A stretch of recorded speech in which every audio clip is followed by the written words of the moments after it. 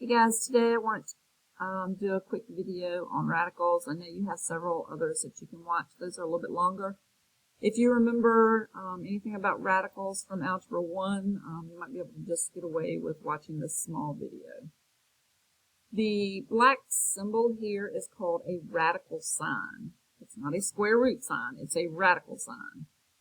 If there is a number sitting out here on that little arm of the radical sign, that's called the index. If you don't see a number, then it's a 2. Anything over a 2, then you will see the actual number sitting out there. Whatever is underneath your radical sign is called the radicand. It can be a variable, a number, or a combination of both numbers and variables. If you are asked to convert from fractional exponents, you need to make sure that you remember when you have a fractional exponent, the exponent is the exponent divided by the index. And the index is that same number that we just talked about back over here that sits outside on your radical sign. Okay, so for this one, 3 is going to be our index. Our radical sign is 8, and 2 is our squared, our exponent. So if we simplify what's underneath our radical sign first, we get 8 squared, which is 64. Now, when we simplify that, that helps us out a lot because the cube root of 64 is actually 4. So you can simplify that one on down. Here we're supposed to write out an equation if we're given the following transformations from the parent functions. Well, this tells us that it's going to be a square root function, right? So we know we've got x squared. That's our parent function for f squared, or a square root. If we talk about moving right, we move in the opposite direction of the sign, so that's going to be a -3. So we're going to put a -3 right there. Down 2 goes in the same direction as the sign, so outside of our radical sign we're going to have a -2. And then when it says it's inverted, that just simply means we take the opposite. So the parent function opens up, this one's going to open down, and we do that by putting a negative sign in front of it. So pretty easy. What's the new function g of x? Excuse me. If f of x is the opposite of the square root of x plus 5 plus 6. If it's inverted, so if we're looking here, it's inverted. So we're going to do the opposite of a negative, so that's going to be a plus sign there.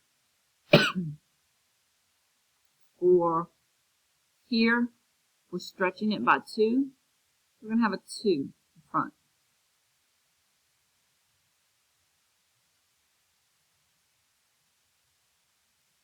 All right, then we're going to come back and we're going to look at this when it says for us to move right. Remember, that's the opposite direction, so that's actually a -3. So I'm going to come back here, and that goes underneath.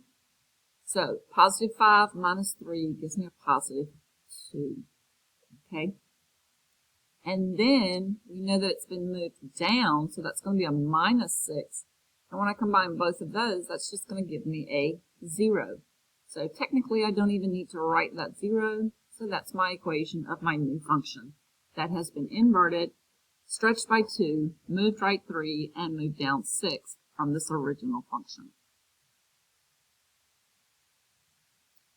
And looking at domain, remember that the domain always deals with our x value. So we're going to find our starting point here, which is at 0, 4, and we're going to look at our x value. And because it continues to move to the right, it's going to be x is greater than or equal to 0. If I ask for the range, remember range deals with our y value. Our y value here is 4, and it continues to move up, and because it's a closed circle, its y is greater than 4. So remember your rules for domains and range. This equation I plug it directly into Desmos. This is what I get. So now I want to find the domain. I might as well find the range while I'm at it too. So the domain, if I look at my x value where it starts, is 0, and it continues to move to the right, so it's greater than or equal to 0. In this case, it starts for our range at 0, and it continues to move up. So y is greater than or equal to 0. So that one's pretty easy for that. Just plug it into Desmos and see what your graph looks like. All right, on this one, for our domain, we have x is greater than or equal to 0. For our range, we're looking at y is greater than or equal to 4. So those are really pretty easy. Now we're trying to figure out what the equation is. Our standard form for our square root equation,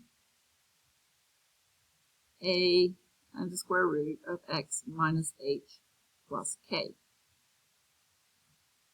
This a value, if it's positive, it opens up.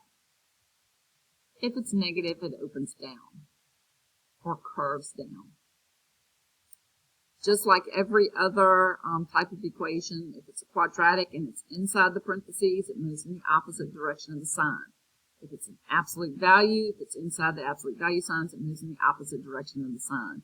So this opposite direction of sign. So if it's negative, then that means it moved to the right. If it's a plus sign, it moved to the left. And then last but not least, if it's outside of our grouping symbol, outside of the radical sign, outside of the absolute value sign, outside of the parentheses, if it's positive, it moves it. It shifts your whole graph, translates it up. If it's minus sign, then it translates the whole graph down. All right? So for this one, we don't have any movement left or right. So this h value is 0. This looks like a standard graph, so it doesn't look like it's stretched or compressed. Because it's moving upward, it's going to be positive. So y is equal to the square root of x.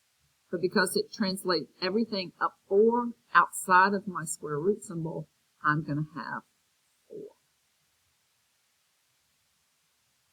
Hope that was quick enough for you. Easy, hopefully, to remember some information from radical signs.